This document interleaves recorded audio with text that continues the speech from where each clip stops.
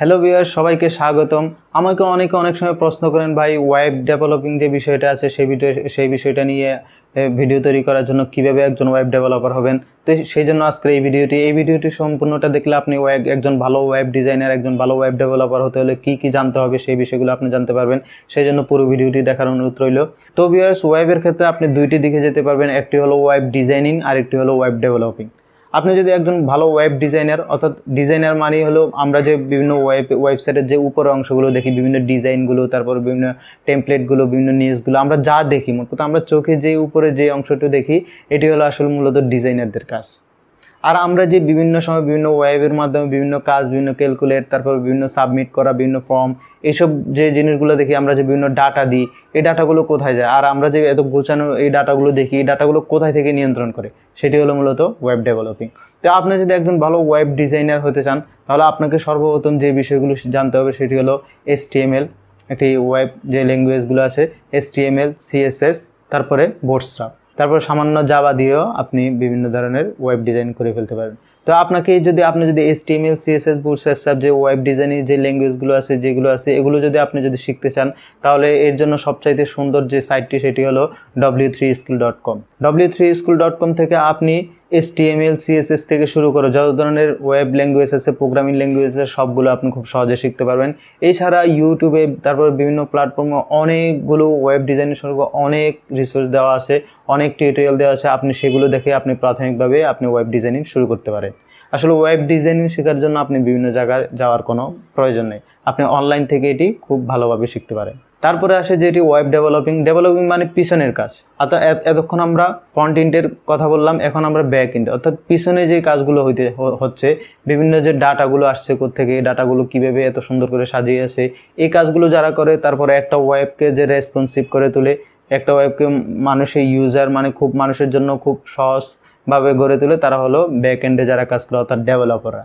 আপনি যদি একজন ওয়েব ডেভেলপার হতে চান, তাহলে আপনি দুই দিকে দিয়ে ওয়েব ডেভেলপার হতে চান, দুইটা বিষয় শিখে। একটা হলো জাভাস্ক্রিপ্ট যেটি আছে সেটি, আরেকটি হলো PHP অথবা পাইথন, এইসব বিষয়গুলো নিয়ে।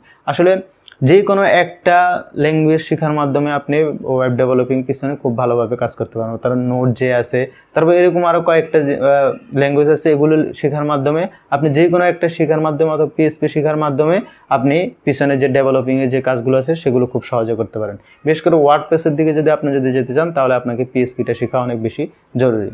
তারপরে আপনি যদি ওয়েব সার্ভার নিয়ে কাজ করতে চান, তাহলে আপনাকে MySQL যে একটা ল্যাঙ্গুয়েজ আছে, সার্ভার ল্যাঙ্গুয়েজ, সেটি আপনাকে শিখতে হবে এবং কাজ করতে হবে।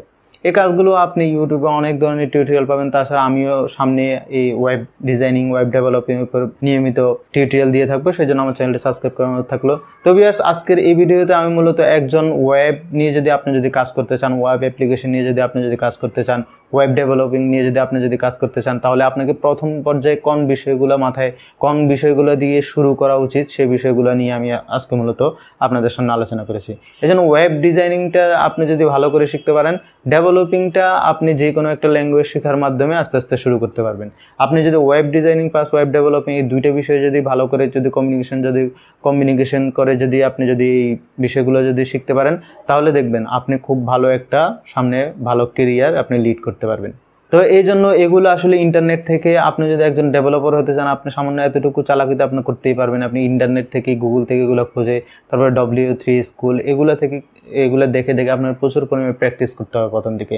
মোট কথা, যেই কোনো স্কিল অর্জনের পূর্বে আপনাকে ওই স্কিলটার পিছনে সময় দিতে হবে, শ্রম দিতে হবে, তাহলে আপনি একটা কিছু শিখতে পারবেন। আমরা অনেকে কয়েকটা ল্যান্ডিং পেজ ক্রিয়েট করতে পেরে আমরা একটু ডিজাইনিং শিখে তারপর আমরা কাজগুলো ছেড়ে দিই। আসলে ওয়েব ডিজাইনিং দীর্ঘ লং প্রক্রিয়া। আপনি কয়েক বছর আপনি শেখার পরেও দেখা যাবে যে আপনার মনে হবে যে আসলে আমার অনেক কিছু এখনো জানার বাকি। এই জন্য আপনাকে আগে সময় দিতে হবে।